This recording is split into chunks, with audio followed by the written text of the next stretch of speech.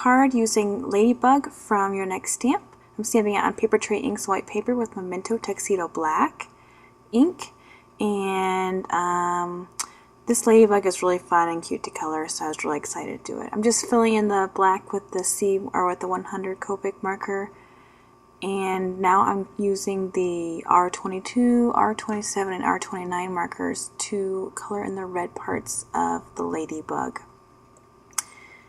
I tend to be very picky when it comes to coloring with Copics, so this process got pretty lengthy, so I really had to speed it up. I think I sped it up to like 800, and I apologize for that. I will get better at being less picky when it comes time to videoing. So once I have the red done, I am going to color the body with my C3, C5, and C7.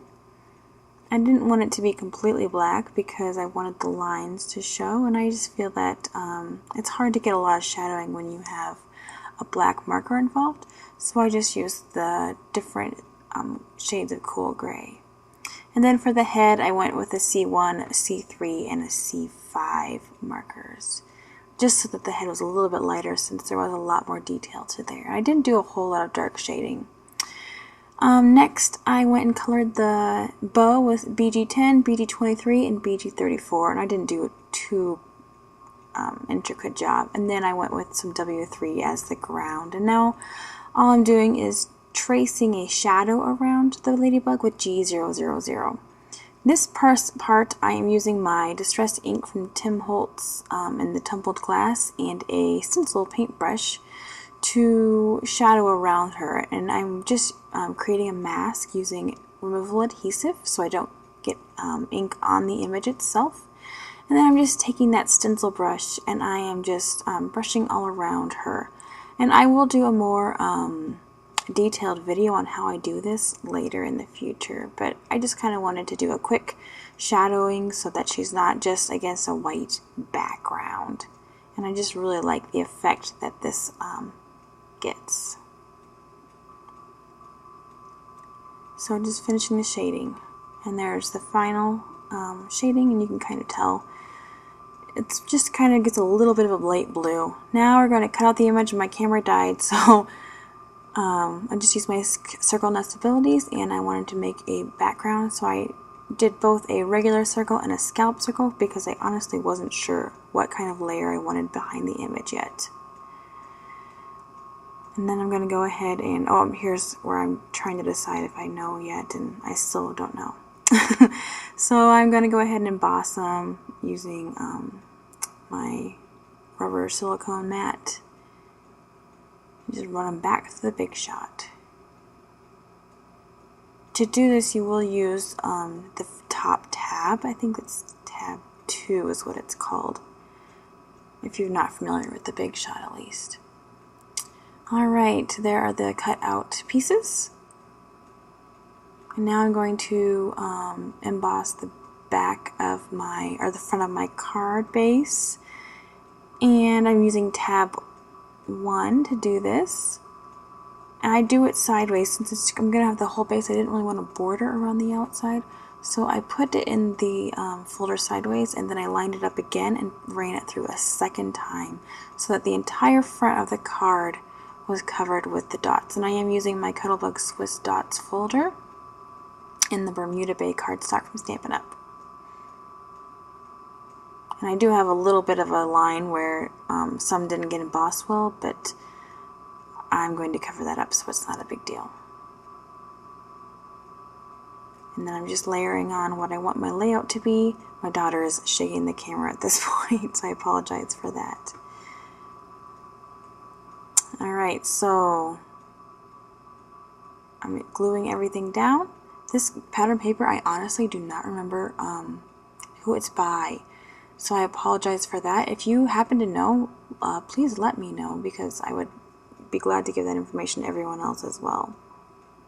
I just know I got it in a Tailored Expressions key ingredients kit, oh man, back in like 2010, so I don't remember hardly who it was by.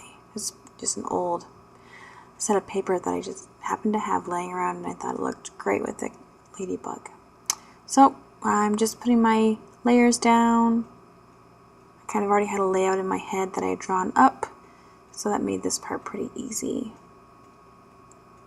The only part I wasn't for sure about is where exactly I wanted the image panel to go. So here you can see me kind of tinkering with it a bit to see what I like. And I am using the Happy Birthday Mermaid stamp from Your Next Stamp. I liked the Happy Birthday sentiment in there, so I thought it would be a great stamp to use on this card, since I did want it to be a birthday card. I thought maybe I would stamp it on this piece of red cardstock, but I changed my mind and decided to go with another strip of Bermuda Bay.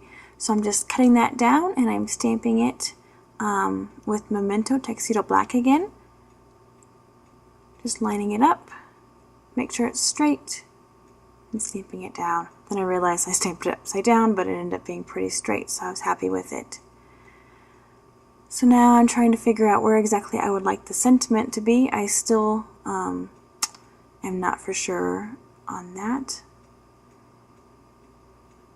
And I thought maybe I'd go with a regular circle behind the image, but later on I do change it to a scallop circle. So I finally have my image in the position I like and realize that the Happy Birthday Looks Great is a banner down below, so I'm just trimming that up. And then I am also going to create a black layer behind that, but I forgot to record that part, and so that part got cut off. So here you can see I have the black layer, and now I'm just putting it together. So I'm popping the image up on dimensionals, and as you can see there is the scalloped black piece. I did not show myself gluing that on either. So, okay, now that it's down, I'm also going to pop the sentiment up with dimensionals for kind of a fun effect.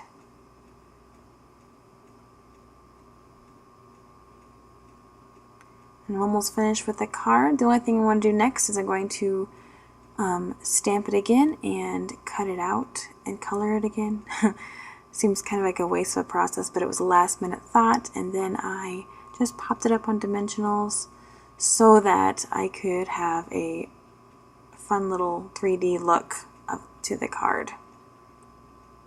I didn't show that part because I'd already shown coloring the first time around. I didn't feel like it was necessary to show me coloring the second time. And then I'm using my Stampin' Up! Pretties kit, and I'm pulling 3 pearls out using my Tombow Mono Multi-Glue to glue those pearls down to the bottom strip, to the bottom of the long strip, I mean. And that will finish up the embellishment of the card. So it's pretty simple, but I really like the end result. So thanks for watching, and I hope you enjoyed this card.